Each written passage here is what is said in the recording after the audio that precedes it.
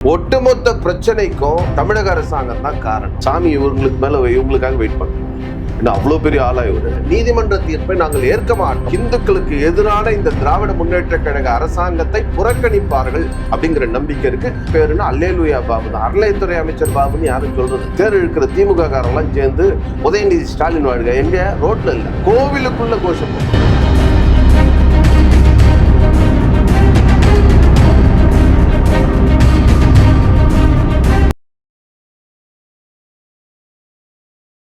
Reports நவனியர்களுக்கு வணக்கம். இன்று நம்மோடு இணைந்திருக்கும் சிறப்பு விருந்தினர் ஹிந்து முன்னணியின் சென்னை மாநகர தலைவர் திரு இளங்கோவன் அவர்கள். வணக்கம் சார். வணக்கம். திரும்பவும் திருப்பரங்குன்றம் வழக்கு 2 நீதிபதிகள் அமர்வு ஜெயச்சந்திரன் ராமச்சந்திரன் ஆகியோர்ல அவங்களும் அதே தீர்ப்பு தான் கொடுத்திருக்காங்க.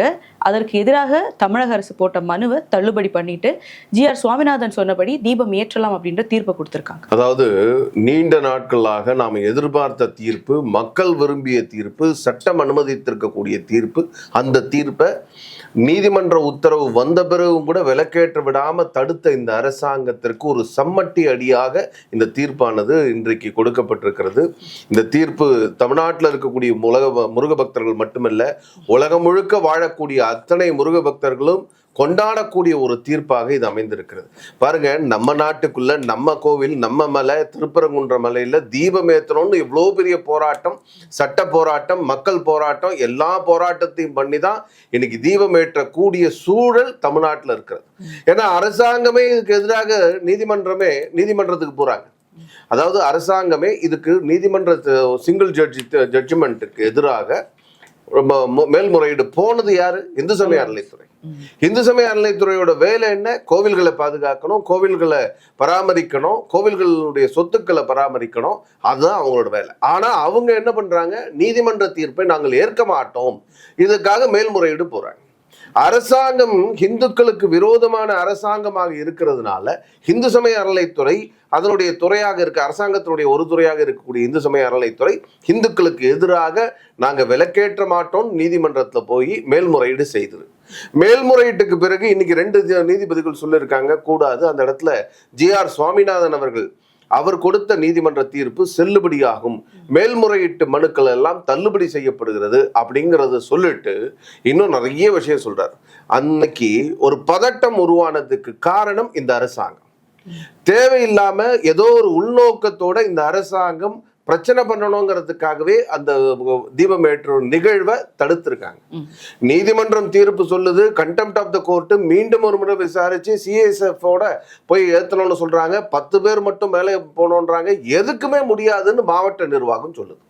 அதே மாதிரி மாவட்ட காவல்துறை, மாவட்ட நிர்வாகம் பொறுப்பற்ற முறையில வேலை செஞ்சிருக்கு. ஒட்டுமொத்த பிரச்சனைக்கும் தமிழக அரசாங்கம் தான் காரணம். இதை சரியா இதை உண்மையிலே இதை 2 மதங்களுக்கு இடையான ஒரு நல்லிணக்கத்தை உருவாக்குற மாதிரி மாவட்ட நிர்வாகம் 2 பேரையும் கூப்பிட்டு வச்சு, எப்படி 2005 இந்த தர்கா நிர்வாகம் மேல விலக்கேற்றுறதுல எந்த விதமான ஆட்சேபனையும் இல்லை, தீபத்தூன்ல விலக்கேற்றுவதற்கு எங்களுக்கு எந்த ஆட்சேபனையும் இல்லைன்னு சொன்னாங்களோ, அதே மாதிரி அவங்களையும் கூப்பிட்டு வச்சு இதை நடத்தியிருக்க முடியும். யாராவது அப்ஜெக்ஷன் பண்ணியிருக்கிற பட்சத்துல. யாருமே பண்ணாத ஒரு விஷயத்தை இவர்கள் வேண்டும் என்றே பெருசு பண்றாங்க. இந்த மாவட்ட நிர்வாகம் 144 தடை உத்தரவு. அங்க என்ன கலவரமா நடக்குது? யார் அங்க பிரச்சனை பண்ணாங்க? தேவையில்லாம 144 தடை உத்தரவு. அதனால இந்த மாவட்ட நிர்வாகம் இந்த விவரத்தை, இந்த விஷயத்தை சரியாக கையாள முடியாம தான் இந்த பிரச்சனையை உருவாக்கி இருக்கு. இது ஒரு மத ஒற்றுமைக்கான வாய்ப்பாக இதை மாத்தி இருக்க முடியும் அப்படியெல்லாம் சொல்லி நீதிமன்றம் சொல்லுது. இது மட்டும் இல்ல, மேல அந்த இடத்துல ஒவ்வொரு ஆண்டும் நம்முடைய ஜிஆர் சுவாமிநாதன் சிங்கிள் ஜட்ஜ் கொடுத்த ஜட்ஜ்மெண்ட் படி கார்த்திகை தீபம் அன்று தீபம் ஏற்றலாம். கோவில் இருக்கக்கூடிய நிர்வாக பணியாளர்கள் அவங்க போய் விளக்கேற்றலாம், பொதுமக்கள் போக வேண்டாம். பொதுமக்கள் ஏற்கனவே சொல்ற விஷயம் தான். நாம கூட பொதுமக்கள்லாம் எல்லாரையும் மேல அனுப்புங்க, எல்லாரும் விளக்கேற்றணும்லாம் சொல்ல. நீதிமன்றம் என்ன சொல்லுது அதைத்தான் நாமளும் கூட கேட்கிறோம். கோவில் நிர்வாகத்தில் இருக்கக்கூடிய பணியாளர்கள் போய் ஏற்றட்டும். எல்லா ஊர்லயும் அப்படிதானே நடைமுறை இருக்கு. அது மாதிரி போய் ஏத்தட்டும். அதை நம்முடைய மாவட்ட கலெக்டர், அந்த மதுரையினுடைய மாவட்ட கலெக்டர் இன்னைக்கு இருக்கிறவரா இருக்கலாம், அடுத்து யார் வராங்களோ அவங்க, யார் மாவட்ட கலெக்டர் ஆக்குறாங்களோ அவங்களுடைய மேற்பார்வையில் இது நடக்கணும் அப்படின்னு. அதே மாதிரி மத்திய தொல்லியல் துறை அவங்களோட சேர்த்துக்கிட்டு அவங்களையும் இந்த இதுல சேர்த்து போய் அந்த இடத்துல விலக்கேற்றுற சமயத்துல திட்டமிட்டு ஒவ்வொரு ஆண்டும் நடத்தணும். அது கோவில் நிர்வாகத்தினுடைய கடமை. இதையெல்லாம் ரொம்ப அழகா நீதிமன்றம் சொல்லியிருக்கு. இது எல்லாம் பார்த்தா நீதிமன்றத்துக்கு அதே மாதிரி தர்கா வந்து இது தீபத்தூண் எங்க பகுதியில் இருக்கு, எங்களுக்கு அருகாமையில் இருக்கிறதுன்னு சொல்றது சிறுது பிள்ளைத்தனமான வாதம், அது ஏற்க முடியாத வாதம். அதனால அதையும் அவங்களுடைய அப்பீலையும் கூட தள்ளுபடி பண்றேன் அப்படின்னு சொல்லி ஒவ்வொரு அப்பீல தள்ளுபடி பண்ணும் பொழுதும் காரணத்தை சொல்லி அப்பீல தள்ளுபடி பண்ணியிருக்காங்க. கடைசியில் இத்தனை கால போராட்டத்துக்கு பிறகு கடந்த கிட்டத்தட்ட 100 ஆண்டு கால போராட்டம் இது. கடந்த 35 ஆண்டுகளாக இந்து முன்னணி இந்த விஷயத்தை கையில் எடுத்து போராட்டம் நடத்தியிருக்கோம். இந்த 35 ஆண்டுகால போராட்டம் எங்களுடைய இந்து முன்னணியினுடைய முன்னாள் மாநில தலைவர் ராஜகோபாலன், அட்வொகேட் ராஜகோபாலன் அவர்கள் படுகொலை, இந்த விஷயத்துக்கு இது நடந்த பிறகுதான் அவருடைய படுகொலையும் நடந்தது. அதுக்கு பிறகு சமீபத்தில் பூர்ணச்சந்திரன் அவர்களுடைய தற்கொலை, இந்த மாதிரி இந்த 2 ஆன்மா இந்த மேல விளக்கேற்ற வேண்டும், தீபத்தூண்ல விளக்கேற்ற வேண்டும் என்பதற்காக தன்னுடைய உயிரை இழந்திருக்கிறார்கள், பலிதானமாகி இருக்கிறார்கள். அவருடைய ஆன்மா சாந்தி அடையக்கூடிய அளவுக்கு அவருடைய குடும்பம் அவருக்கு அவருடைய ஆன்மா மகிழ்ச்சி அளிக்கக்கூடிய அளவில் இன்னைக்கு தீர்ப்பு வந்திருக்கிறது. இது மிகப்பெரிய வெற்றிகரமான தீர்ப்பு. இது முருக பக்தர்களுக்கு கிடைத்த வெற்றி, இது தமிழ்நாட்டில் இருக்கக்கூடிய இந்துக்களுக்கு கிடைத்த வெற்றி. நீதிமன்றத்தின் மூலமாக நீதி கிடைத்திருக்கிறது. இந்த அரசாங்கத்தில் இந்துக்களுக்கு நீதி கிடைக்காதுங்கிறது ரொம்ப தெளிவாக எல்லாருக்கும் தெரிஞ்சு போனதுனாலதான் நீதிமன்றம் போனோம். நீதிமன்றம் மூலமாக இந்துக்களுக்கு நீதி கிடைத்திருக்கிறது. அப்படிதான் நாம பார்க்கணும். இப்ப இது ஒரு வெற்றியா பார்க்க முடியும். ஏன்னா சுவாமிநாதன் அவர்கள் கொடுத்த தீர்ப்பு படி வந்து 1ஆம் தேதி தீர்ப்பு வந்தது, கார்த்திகை தீபம் ஏற்றப்படவில்லை. அதுக்கு அடுத்த நாள் 2 நீதிபதி அமர்வுல தீர்ப்பு வந்தது, கார்த்திகை தீபம் ஏற்றப்படவில்லை. இன்னைக்கு 2 நீதிபதிகள் அமர்வுல தீர்ப்பு வந்திருக்கு. அதற்கு இப்போ நம்ம என்னன்ற ஒரு காலக்கெடுவை அவங்க கொடுக்கல, அடுத்த கார்த்திகைக்கு தான் ஏற்றப்படும்ன்றது தெரியுது. அதுக்குள்ள வந்து இன்னும் சட்டங்கள் அதிகமாக இருக்கு, சுப்ரீம் கோர்ட் போலாம், தமிழக அரசு என்ன வேணாலும் பண்ணலாம். அப்படி இருக்கும்போது இதை ஒரு வெற்றியாக கருத முடியாது. நான் என்ன சொல்றேன்னா, எப்பவுமே லாஸ்ட் ஜட்ஜ்மெண்ட், கடைசியாக என்ன ஜட்ஜ்மெண்ட் கையில் இன்னைக்கு என்ன கையில் ஜட்ஜ்மெண்ட் இருக்கோ அதை பொறுத்து தான் சட்டத்தை அமல்படுத்த வேண்டிய ஜுடிஷியரி கொடுக்கக்கூடிய நீதிமன்ற தீர்ப்பை வந்து அமல்படுத்த வேண்டிய அதிகாரிகள் கடைசியாக என்ன ஜட்ஜ்மெண்ட் இருக்கோ அதைத்தான் அமல்படுத்தி ஆகணும். இன்னைக்கு தேதியில் சிங்கிள் ஜட்ஜோட ஜட்ஜ்மெண்ட்டும் favour to lightening the lamp, அதே மாதிரி இந்த பெஞ்ச் கொடுக்குற தீர்ப்பும் கூட அந்த கோவிலுக்கு ஆதரவாக, அதாவது தீபம் ஏற்றுவதற்கு ஆதரவாக அமைஞ்சிருக்கு. உங்களுக்கு நிறைய நேரம் இருக்குது, நீங்கள் எங்கே வேணால் போங்க, சுப்ரீம் கோர்ட் போங்க, போயிட்டு வாங்க, ஒன்றும் பிரச்சனையே கிடையாது. ஆனால் எங்களுக்கு காலம் கணிந்திருக்கிறது, இத்தனை வருஷம் காத்திருக்கின்றோம், இன்னும் கொஞ்ச நாள் காத்திருக்கிறதுல எங்களுக்கு ஒன்றும் பிரச்சனை இல்லை. அதுக்குள்ளே உங்களால் என்ன முடியுமோ நீங்கள் நிச்சயம் பண்ணுவீங்க. இந்து விரோத இந்த அரசாங்கம், திமுக அரசாங்கம் நிச்சயமாக செய்யணும். செஞ்சாதான் இந்துக்கள் புரிஞ்சுப்பாங்க. தமிழ்நாட்டில் பாரு, இந்த அரசாங்கம் இந்து விரோத அரசாங்கம்ங்கிறது தெரியறதுக்கு காரணம் முருகப்பெருமான் அந்த தீபம் ஏற்றுவதன் மூலமாக மக்களுக்கு தெரிய வச்சிருக்காரு. இன்னைக்கு பாருங்க, அதனாலதான் இன்னைக்கு திமுகவினுடைய பொறுப்பாளர்கள் பல பேர் அந்த திருப்பரங்குன்றத்துல இருந்து கட்சியை விட்டு வெளியே போயிட்டே இருக்கான். ஏண்டான்னு சொன்னா எங்களுடைய மனம் வலிக்கிறது. இந்த திராவிட முன்னேற்ற கழக அரசாங்கம், ஸ்டாலின் அரசாங்கம் வேண்டுமென்றே இந்துக்களுடைய அடிப்படை உரிமையில வழிபாட்டு உரிமையை மறுக்கின்ற காரணத்தினால நான் இந்த கட்சியில தொடர விரும்பலைன்னு சொல்லி பல கட்சிகளுக்கு போய் கொண்டிருக்கக்கூடிய நிலை இருக்கிறது. வரக்கூடிய தேர்தலில் நிச்சயமாக இந்துக்கள் அனைவரும் இந்துக்களுக்கு எதிரான இந்த திராவிட முன்னேற்ற கழக அரசாங்கத்தை புறக்கணிப்பார்கள் அப்படிங்கிற நம்பிக்கை இருக்கு. அதை ஒரு வேண்டுகோளாகவும் இந்து முன்னணி சார்பில் சொல்லிக் கொள்கிறேன். நீதிபதிகள் வந்து தமிழக அரசு சார்பில் வச்ச வாதங்கள் எல்லாமே அபத்தம் அப்படின்ட்டு ஒரு கருத்தை சொல்லியிருந்தாலும் அவங்க சொல்ற சில விஷயங்கள் இந்த தீபத்தூண்ல சர்வைக்கல் அப்படின்னு சொல்லியிருந்தாங்க, இல்ல தீபத்தூண்ட்டு சொல்லியிருக்காங்க. அது மட்டும் இல்லாம என்ன சொல்றாங்கன்னா, ஆகம விதிபடி அந்த இடத்துல வந்து ஏற்ற முடியாது. பிள்ளையார் இதுல வந்து ஏத்துறாங்க இல்லையா, உச்சி பிள்ளையார்ல அங்கதான் ஏத்தணும், இது ஆகம விதிக்கே வந்து எதிரான விஷயத்தை இவங்க பண்றாங்க. ஸோ அதனால்தான் வந்து ஹிந்து சமய அறநிலையத்துறை இந்த ஒரு விஷயத்தை கையில் எடுத்தோம் அப்படின்ற. எந்த ஆகமம்? யார் கொடுத்த ஆகமம்? ஒவ்வொரு கோவிலுக்கும் ஒரு ஆகமம் இருக்கு. இந்த கோவிலுக்கு என்ன ஆகமம்? எந்த ஆகமத்தின் அடிப்படையில் இந்த வார்த்தையை சொல்றாங்க? நீங்க என்ன சொன்னீங்க? அது அளவக்கல். நீதிமன்றத்தில் சொல்றதுக்கு முன்னாடி நீதிமன்றத்தில் நம்முடைய வழக்கறிஞர் ஜோதி, இந்து சமய அறநிலையத்துறையினுடைய வழக்கறிஞர் ஜோதி சொல்வதற்கு முன்னா வரைக்கும் கனிமொழி தொடங்கி எல்லாரும் சொன்னது அது அளவைக்கல், செலவக்கல்லுன்னு ஏதோ சொல்லிட்டு இருந்தீங்க. நீதிமன்றத்தில் இந்து சமய அறநிலையத்துறையின் சார்பாக அதை சொல்லும் பொழுது இல்லை அது விளக்கு தூண் தான், தீப தூண் தான். சமணர்கள் அங்க இப்ப ஒன்னா சேர்ந்து ராத்திரில உட்காந்து பேசும்போது விளக்கேற்றுவாங்க. ஒட்டுமொத்தமா தீபத்தூண்ங்கிறது உண்மையாயிடுச்சு. யார் சொல்றது? நீதிபதி, அதாவது நீதிமன்றத்துல ஜோதி அட்வொகேட் பேசுறார். அவர் தான் senior advocate representing by HRNC சார்பா வழக்கறிஞர் வாதாடும் பொழுது அவர் சொல்ற விஷயம். அப்ப இதுக்கு முன்னாடி பொய் பரப்புனது யாரு? திமுக காரங்கள்லாம் பொய் சொன்னீங்கல்ல. கனிமொழி தொடங்கி இது காங்கிரஸ் தொடங்கி கூட்டணி கட்சியில் இருக்கக்கூடிய கம்யூனிஸ்டுகள் எல்லாரும் போய் பேசியிருந்தீங்க. அது செலவக்கல், அளவக்கல்லுன்னு என்னென்னவோ கதை விட்டுருந்தீங்க. ஏதோ இவங்க தான் போய் ஆராய்ச்சி பண்ண மாதிரி. நீங்க நீதிமன்றத்துல கடந்த ஒரு 15 நாளைக்கு முன்னாடி தீர்ப்பு இது சம்பந்தமான விசாரணை வரும்போது அன்னைக்கு காலையில 8:45 போய் ஒரு ஸ்பெஷல் பெர்மிஷன் கொடுத்து நேரா போய் தமிழ்நாடு தொல்லியல் துறை போய் அளந்துட்டு இருக்காங்க. இதெல்லாம் நம்ம பார்த்தோம். ஏன் அதை போய் அளந்தீங்களே? அங்கிருந்து எவ்வளவு தூரத்துல இருக்கு அந்த தர்கா, அதெல்லாம் ஏன் அளக்கல? அப்போ இவங்க நோக்கம் என்னன்னா, எப்படியாவது இந்த இடத்துல விலக்கேற்ற விடாம தடுக்கிறது. இது ஒண்ணு. ரெண்டாவது, நீங்க சொன்ன மாதிரி ஆகமத்துக்கு வரும். ஆகமத்துல இவங்களுக்கு எந்த இடத்துல விலக்கேற்றணும்னு ஏதாவது ஆகமம் இருக்கா? அப்படி ஆகமத்துல இருக்கா? எந்த பக்கத்துல இருக்கு? எப்ப சொல்லியிருக்கு? இந்த இடத்துல ஏற்றக்கூடாதுன்னு எதா இருக்கு? இதெல்லாம் இவங்க ஆகமத்துக்குள்ள ஒளிஞ்சுக்கிறதுக்கான முயற்சி. ஆகமம் அப்படி எதுவும் சொல்லல. ஆகமம் பழக்கம், பாரம்பரியம். இந்த பாரம்பரியத்துல என்ன சொல்லுது? நேரா எந்த இடத்துல இப்ப இவங்க விளக்கேத்துறாங்களோ அந்த இடம் மோட்ச தீபத்துக்கான தூண். அந்த உச்சி பிள்ளையார் கோவில் இருக்குல்ல, அந்த உச்சி பிள்ளையார் கோவில் தான் சொல்றாங்க. இங்க சுவாமி இருக்கான்னா சுவாமி கிடையாது. அந்த கோவில்ல அந்த இடத்துல தான் மோட்ச தீபம் ஏத்துறாங்க. அது எங்கன்னா விநாயகர் பெருமானுக்கு நேரா, அதாவது முருகப்பெருமானுடைய மூலவருக்கு அதுக்கு நேரா இருக்கக்கூடிய இடம், தலைக்கு மேல இருக்கக்கூடிய மாதிரி இடம். அந்த இடத்துல தீபம் ஏத்துறாங்க. அந்த தீபம் மோட்சத்துக்கு போகக்கூடியவர்களுக்கான தீபம். இறந்து போனவர்களுக்கான தீபம் ஏத்துறது, மோட்சத்துல போய் இறந்து போனவங்களுடைய ஆன்மா மோட்சத்துக்கு போறது, அதுக்காக ஏத்துற தீபம்.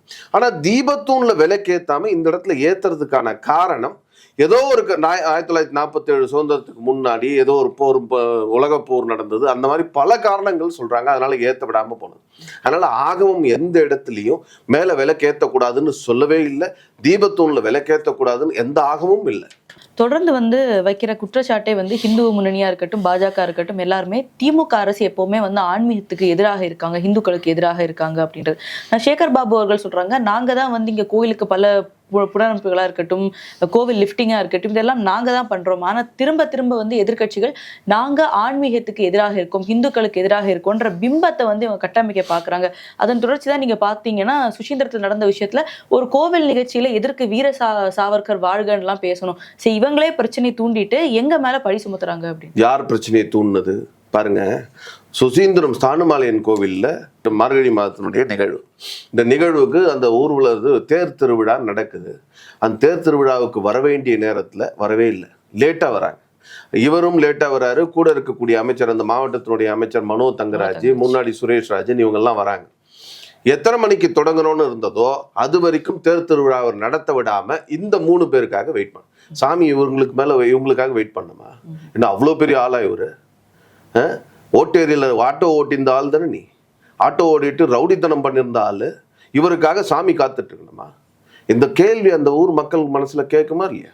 ஏன் எனக்காக சாமி காத்துருக்கூடாது, சாமிக்காக நான் காத்துட்டு இருக்கணும்னு நினைக்கக்கூடிய பக்தர்கள் காத்துட்டு இருக்கான். இவங்க வரலையேன்னு வந்த பிறகு லேட்டா வர்றாரு அப்படிங்கறது கோபத்துல பாரத் மாதா கி ஜெய் கோஷம் போடுறாங்க. அவங்க சாதாரணமா ஒரு கோஷம், பாரத் மாதா கி ஜெய் சொல்றது தப்பு இல்லை. ஆனா நம்முடைய அறநிலைத்துறை அமைச்சருக்கு பாரத் மாதா கி ஜெய் சொன்னா அவருக்கு பிடிக்காது. ஏன்னா அவருக்கு தெரியாது பாரத் மாதான்னா என்னன்னு தெரியாது. அவருக்கு என்ன தெரிய போகுது? அதனால அவருக்கு தெரியாதனால அவர் பாவம் வேற ஏதோ தொழில் என்னென்னோ பண்ணிட்டு வந்தவர், அவருக்கு இதெல்லாம் புதுசு. பாரத் மாதா கி ஜெய், வந்தே மாதரம், ஜெய் ஹிந்து, இந்த மாதிரி வார்த்தைகள்லாம் தெரியாது. ஆனா அல்லேலூயான்னா தெரியும். அல்லேலூயா. அதனால அங்க இருக்கிற மக்கள் அவர் எங்க போனாலும் அல்லேலூயா அல்லேலூயான்னு சொல்றாங்க. அதனால அவர் இன்னைக்கு சமூக வலைதளங்கள்ல அவருக்கு என்ன பேருன்னா அல்லேலூயா பாபு தான். அறநிலைத்துறை அமைச்சர் பாபுன்னு யாரும் சொல்றது இல்லை.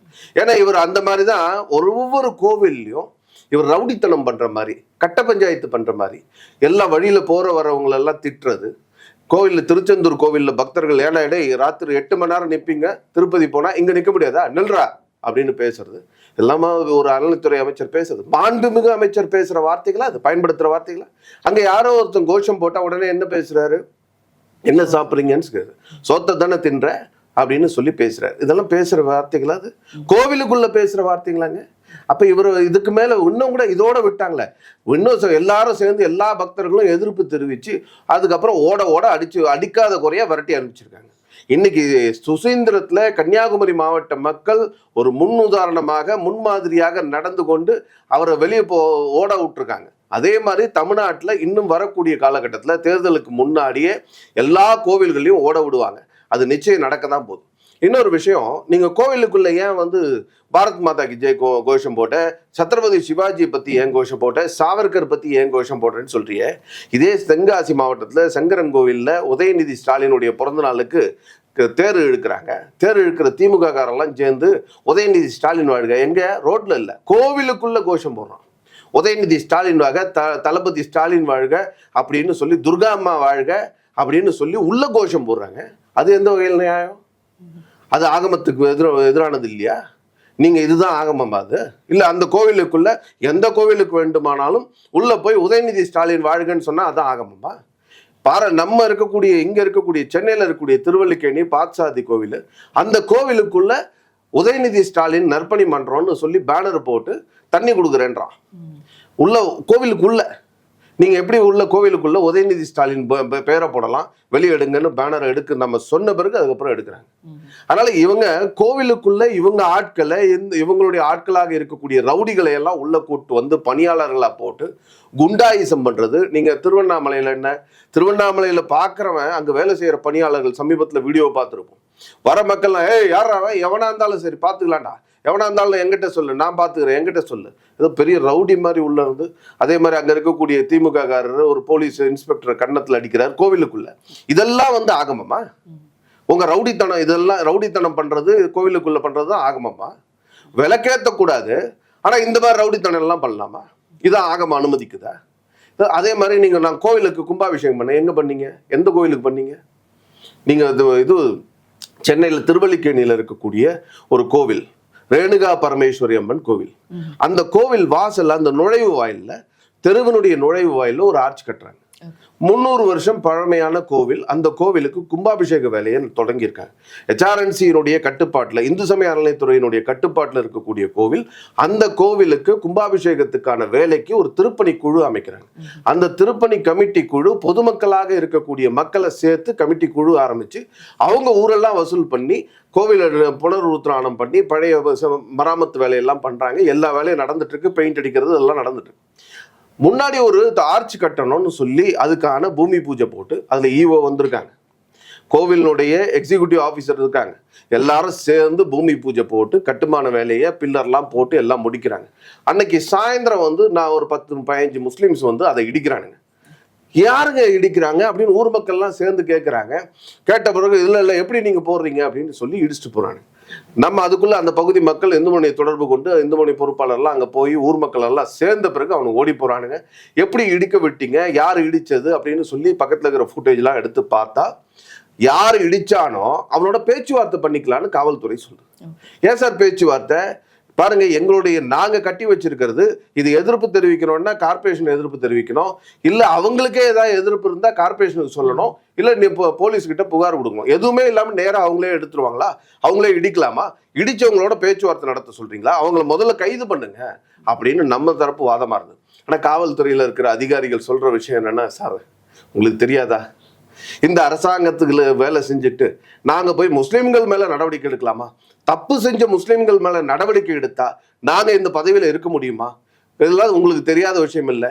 நாங்க வேற வழி இல்லை சார், முஸ்லிம்கள் எதை உடைச்சாலும் நாங்க எதுவும் பண்ண முடியாது, நடவடிக்கை எடுக்க முடியாது, எஃப்ஐஆர் போட முடியாது, அவங்களை கைது பண்ண முடியாது, எதுவும் பண்ண முடியாது அப்படின்னு காவல்துறை சொல்றாங்க. அதுக்கு பிறகு பேச்சுவார்த்தை நடக்குது. பேச்சுவார்த்தை இதெல்லாம் தொடர்ந்து நடந்துட்டு. ஏன் HRNC இது வரைக்கும் புகார் கொடுக்கல? அந்த கோவிலுடைய ஈவோ புகார் கொடுக்கல. இடிச்சாங்கன்னு சொல்லி கூட புகார் கொடுக்கலங்க. புகார் கொடுத்தது இந்துமணி, அந்த பகுதியில் இருக்கக்கூடிய மக்கள் புகார் கொடுக்குறாங்க. ஆனா இவங்க புகார் கொடுக்கல. இதுதான் நீங்க கோவிலை காப்பாற்றுற லட்சணமா?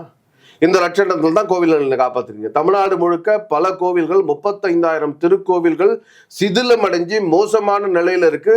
அது வந்து என்னைக்கு இடிஞ்சு விழுமோன்னு இருக்கு. இடிஞ்சு விழுந்து மேல கூரையே இல்லாத பல கோவில்கள் இருக்கு. இதையெல்லாம் ஏன் சரி பண்ணல?